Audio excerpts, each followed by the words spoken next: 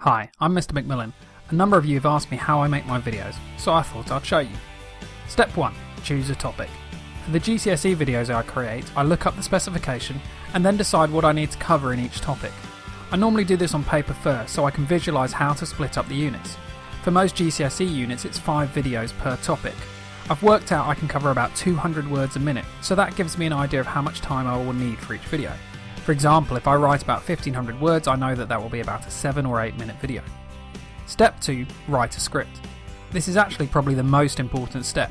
Having selected the topic, I then spend a couple of days writing up a script. I try not to write it all in one go, and even when it's done I then leave it for a few days, then come back to it, read it out loud and make alterations. It's important to read it out loud as things can sound different verbally than how they look on a piece of paper or screen. Step 3. Blocking. Blocking is a term I've borrowed from the theatre, which basically means to set out the different parts on stage, or in this case on screen. I use Microsoft PowerPoint for the visuals, mainly because if you use it as much as I do, it's the best balance between usability and functionality.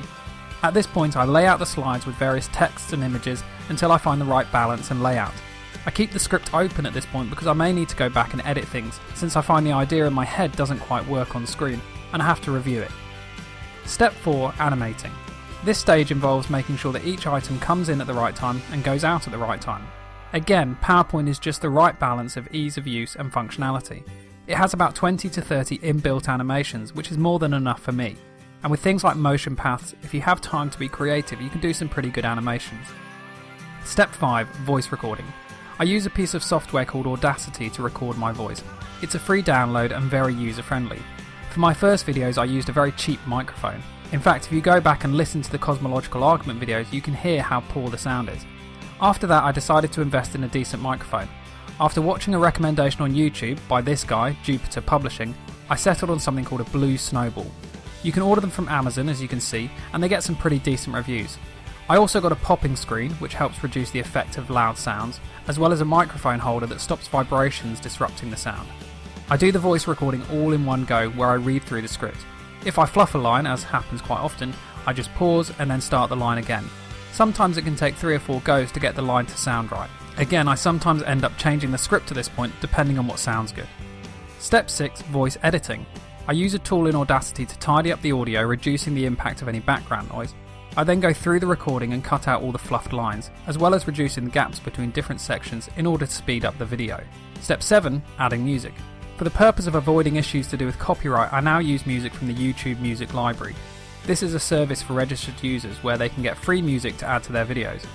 Because most of the tracks are only 2 or 3 minutes and my videos are generally 7 to 8 minutes, I usually have to repeat and then mix the tracks. I then have to adjust the audio levels of the music so they are in sync with the voice audio. Step 8. Joining the audios and visuals together. To put the audio and the visuals together I use a screen capture software called MrMcMillanREvis.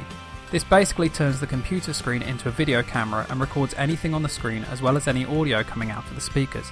I then hit play on the audio, click the start of the PowerPoint and then click my way through the slideshow at the right times to keep in sync with the audio. At the end, if I get it all right, my video is automatically produced. This can be a frustrating step as one slip of the finger or mistimed click and I have to start all over again. Anyway, I can't actually show this step working because it's like trying to take a photo of your own camera using your own camera. It just doesn't work. Step 9. Uploading.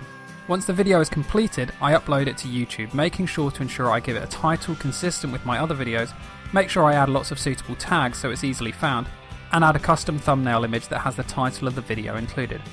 I also take the time to create an audio version of the video and upload this as an MP3 file to the podcasting hosting service podbean.com. They are a hosting service which allows my podcast to be indexed through iTunes. And then step 10, sit back and enjoy. It's an incredibly enjoyable and rewarding process, although as you can guess it's quite time consuming. Roughly every 1 minute of video you see on screen probably amounts to 1 hour of work behind the scenes. Anyway, I hope you found this useful, I hope you enjoy. Please remember to subscribe and follow me on Twitter.